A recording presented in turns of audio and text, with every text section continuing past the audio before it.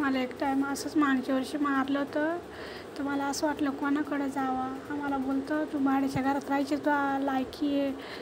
Phone करून असं शिवाय देतो, तू भाड्याच्याच घरात राहायची दिवस आहे. तर एक वेळेस मग मी अशीच मागच्या वर्षी नाशिकला नासाडी पुलाजवळ द्वारकेपाशी महिलांचं काहीतरी आश्रम आहे.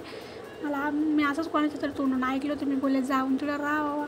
तर मी मग 2 पोरांना घेऊन मी गेले होते मागच्या वर्षी तिकडं. तर गेटजवळ अशी मी त्या वॉचमॅनला रविवार होता का मला इथं ठेवशाल का. तर तिकडं 2 बाया होत्या. त्या बायांनी ऐकलं. त्या बाया बोलत्या चल तुला आमच्या घरी घेऊन जाते. तर मी निघाले त्यांच्या घरी.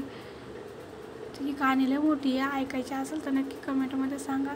याच्या पायी मला ना 2 बाया घेऊन चालल्या होत्या. मी जगले पण नसते, मरून गेले असते.